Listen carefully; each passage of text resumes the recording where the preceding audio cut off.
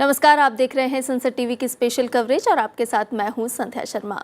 उपराष्ट्रपति जगदीप धनखड़ दिल्ली के doctor Ambedkar international centre में 8वें डॉक्टर एल.एम. सिंघवी स्मृति व्याख्यान में मुख्य अतिथि के तौर पर शामिल हुए। कार्यक्रम को संबोधित करते हुए उपराष्ट्रपति जगदीप धनखड़ ने पद्म भूषण डॉक्टर एल.एम. सिंघवी को याद किया।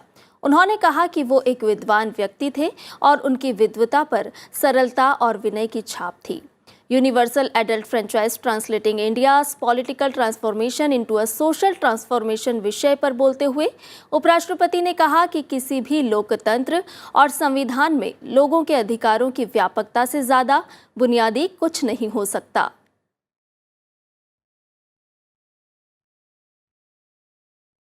Indian democracy will continue to be vibrant, but when it comes to the issues that directly concern India, we must rise to the occasion and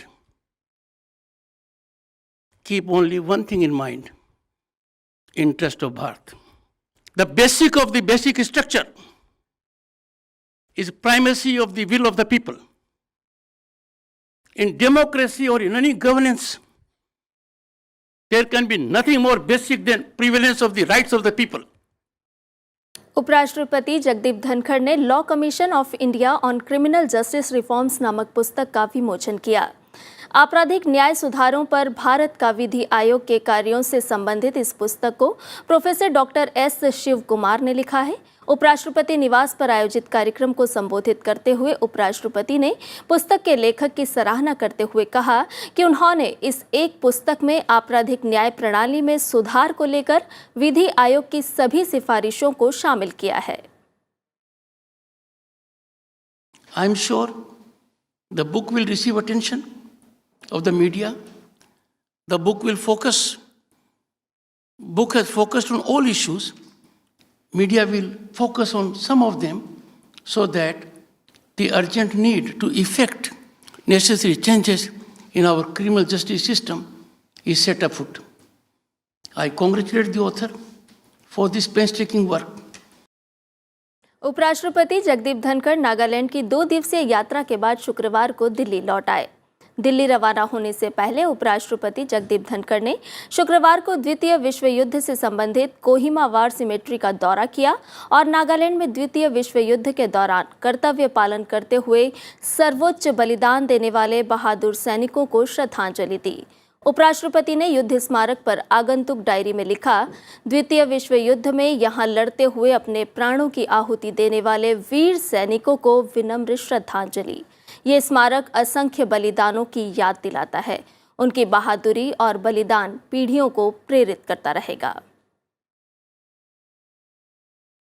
Lok Sabha अध्यक्ष ओम बिरला ने राजस्थान के बांसवाड़ा में जनजातीय बंधुओं के तीर्थ बेड़ेश्वर धाम में श्री कृष्ण हरि मंदिर में भगवान श्री कृष्ण के दर्शन किए। लोकसभा अध्यक्ष ने श्री हरि मंदिर बेड़ेश्वर धाम के स्वर्ण शिखर प्रतिष्ठा महोत्सव को संबोधित किया। उन्होंने बेड़ेश्वर धाम को आध्यात्मिकता और भक्ति से समृद्ध भूमि बताया। उन्होंने बेड़ेश्वर धाम को राजस्थान के धार्मिक सांस्कृतिक पर्यटन का प्रमुख केंद्र बताया और कहा कि बेड़ेश्वर धाम में पर्यटन के विस्तार से क्षेत्र का तीव्र विकास होगा और समृद्धि बढ़ेगी।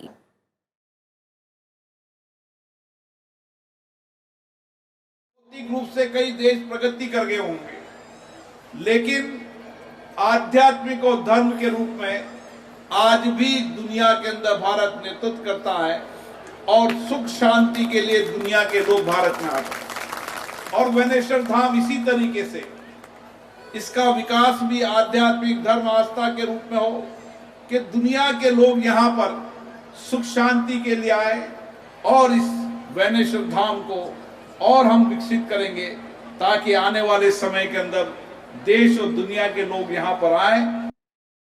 संसद भवन परिसर में महत्वपूर्ण संसदीय समितियों की बैठक हुई। बीजेडी सांसद भर्तृहरि महताब की अध्यक्षता वाली श्रम, वस्त्र और कौशल विकास संबंधी संसदीय स्थायी समिति की बैठक हुई। इस दौरान समिति ने कर्मचारी राज्य बीमा निगम का ईएसआई योजना के तहत इस्तेमाल और लाभ, ईएसआई अस्पतालों के कामकाज और कॉप्स फंड के प्रबंधन विषय पर श्रम मंत्रालय और कर्मचारी राज्य बीमा निगम के प्रतिनिधियों के मौखिक साक्ष्य लिए।